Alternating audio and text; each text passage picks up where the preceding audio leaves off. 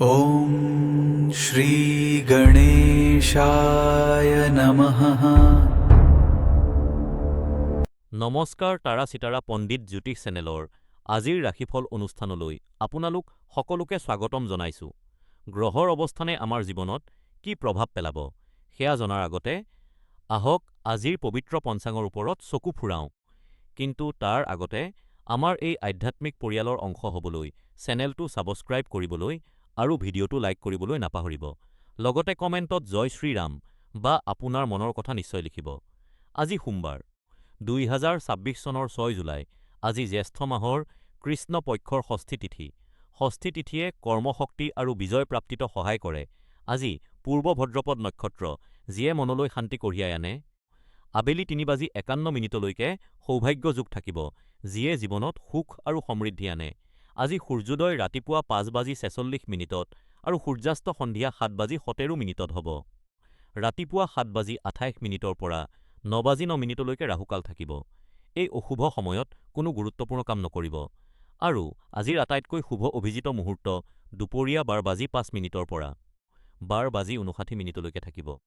আমাৰ এই তাৰা চিতাৰা পৰিয়ালটো আগুৱাই নিবলৈ আৰু এনেকুৱা ভিডিঅ' আপোনালোকৰ বাবে সদায় আনিবলৈ আমাক আপোনালোকৰ সহায়ৰ প্ৰয়োজন।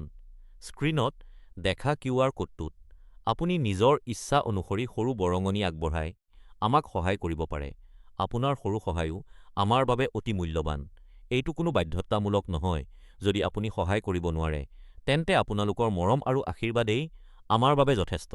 আহক এতিয়া ভগৱানৰ নাম লৈ আজিৰ ৰাশিফলৰ ফালে আগবাঢ়ো।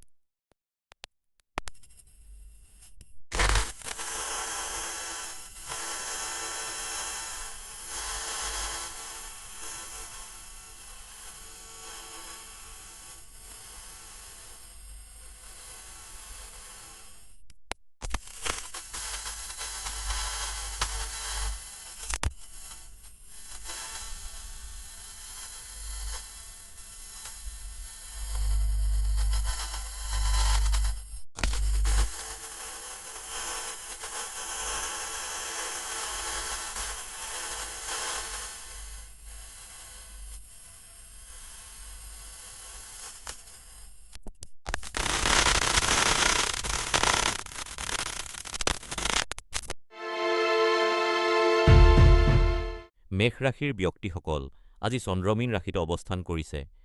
তাৰা চিতাৰা পণ্ডিত জ্যোতিষ চেনেলৰ পৰামৰ্শ অনুসৰি আজি সন্ধিয়া আপুনি কোনো সামাজিক অনুষ্ঠান বা গেট টুগেডাৰত ব্যস্ত থাকিব পাৰে। এই অনুষ্ঠানটো আপোনাৰ বাবে অতি গুৰুত্বপূৰ্ণ হ'ব পাৰে, কাৰণ এই অনুষ্ঠানটোত আপোনাৰ কোনো এটা ডাঙৰ ব্যৱসায়িক চুক্তি চূড়ান্ত হ'ব পাৰে বা কোনো নতুন প্ৰকল্পৰ পথ মুকলি হ'ব পাৰে। কেৱল ইমানেই নহয়, এই স্থানত আপুনি কোনো বিশেষ ব্যক্তিৰ সৈতে সাক্ষাৎ কৰাৰো সম্ভাৱনা আছে। পৰিস্থিতি যিয়েই নহওক, আপুনি আপোনাৰ ব্যক্তিগত বা কৰ্মজীৱনত নিশ্চিতভাৱে লাভান্বিত হ'ব। সেয়েহে আজি কোনো সামাজিক অনুষ্ঠান বাদ নিদিব। কোনে জানে, এটা সৰু চুক্তিয়েই আপোনাৰ সমগ্ৰ জীৱন সলনি কৰি দিব পাৰে। এই বছৰ ৰাহুৰ প্ৰভাৱ শক্তিশালী হোৱাৰ বাবে মানসিক শান্তি আৰু স্থিৰতাৰ বাবে কোনো ৰত্ন বা পবিত্ৰ বস্তু ধাৰণ কৰাটো উপকাৰী হ'ব। উপায়: আজি অলপ সময় জিৰণি লওক আৰু নিজকে শান্ত ৰাখক।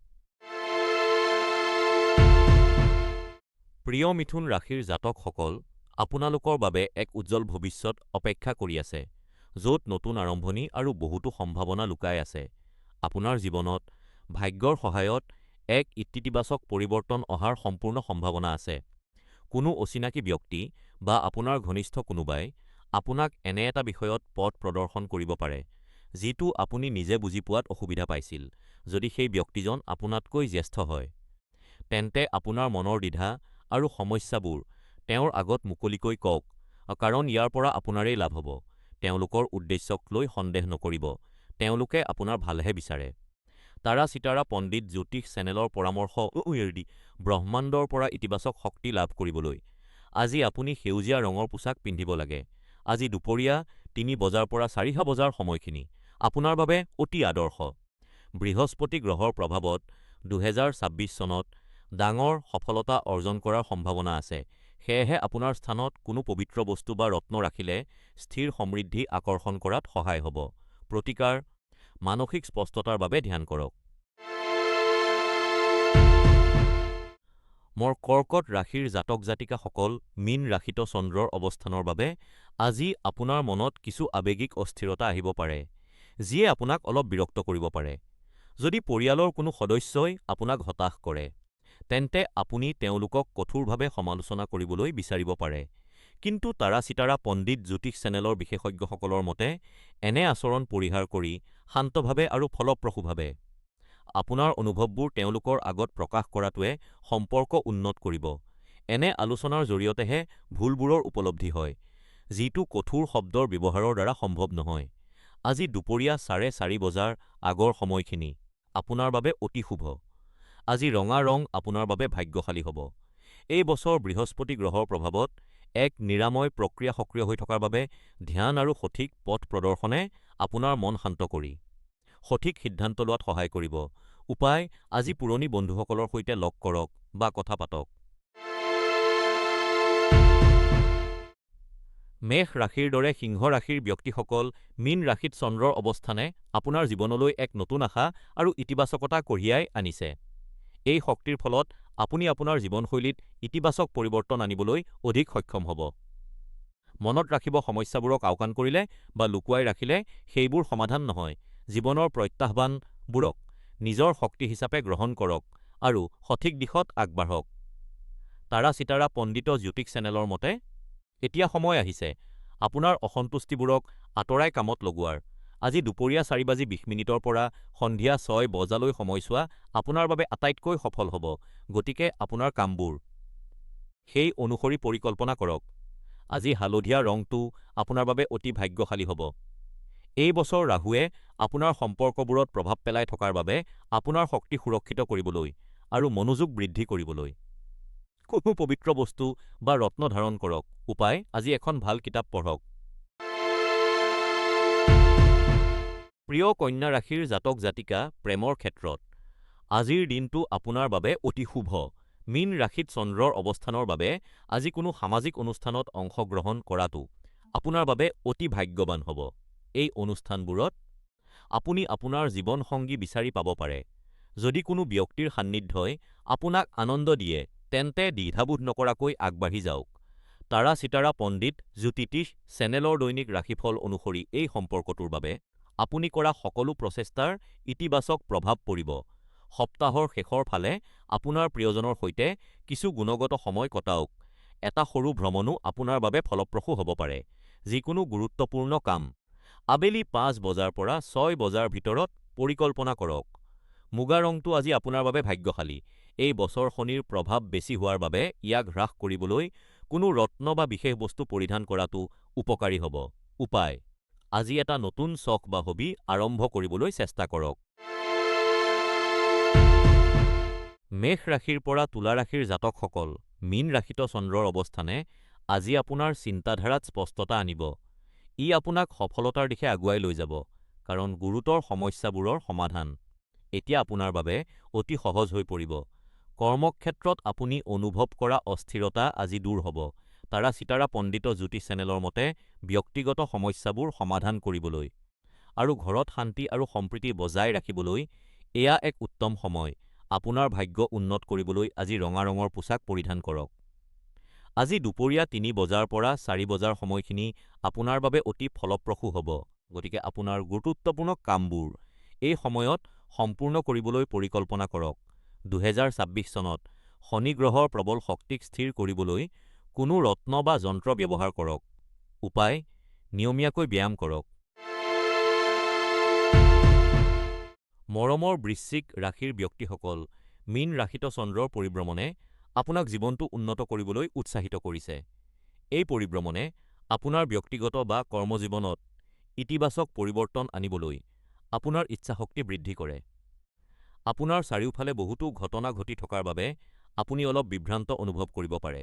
অৱশ্যে, তাৰা-চিতাৰা পণ্ডিত জ্যোতিষ চেনেলৰ জ্যোতিষীসকলে পৰামৰ্শ দিয়ে যে আপুনি নিজকে শান্ত কৰক আৰু তাৰ পিছত লাহে লাহে প্ৰতিটো ক্ষেত্ৰৰ কামবোৰ চম্ভালিবলৈ চেষ্টা কৰক।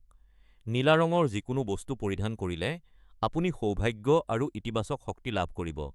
আজি দুপৰীয়া ২ বজাৰ পৰা ৩ বজাৰ ৩০ মিনিটৰ সময়ছোৱা আপোনাৰ বাবে শুভ। শনি গ্ৰহে আপোনাৰ জীৱনৰ গুৰুত্বপূৰ্ণ দিশবোৰ পৰীক্ষা কৰি থকাৰ বাবে স্পষ্টতাৰ বাবে এটা ৰত্ন বা পবিত্ৰ বস্তু লগত ৰাখক। উপায়: আজি মনক শান্ত কৰা সংগীত শুনক।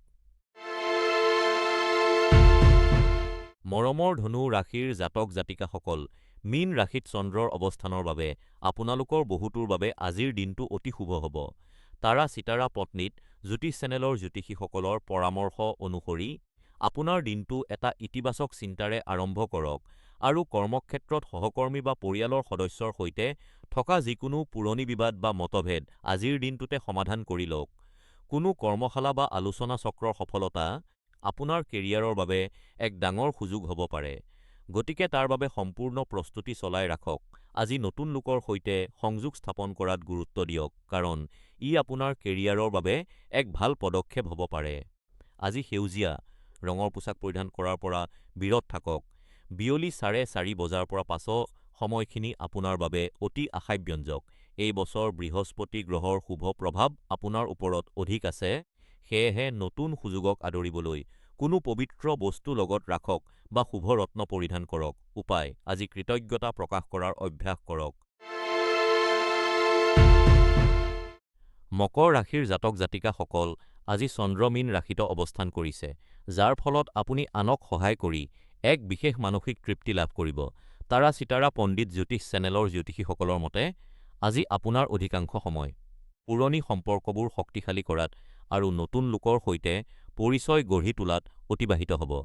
আজিৰ এই ব্যস্ত পৃথিৱীত আপোনজনৰ সান্নিধ্যত পোৱা মৰম আৰু আত্মীয়তাৰ তুলনাত একোৱেই নহয়, সেয়েহে আজিৰ দিনটো আনন্দৰে কটাওক।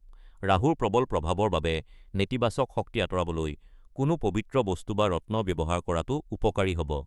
উপায়: আজি যিকোনো ধৰণৰ মানসিক চাপ সৃষ্টি কৰা আলোচনাৰ পৰা আঁতৰি থাকক।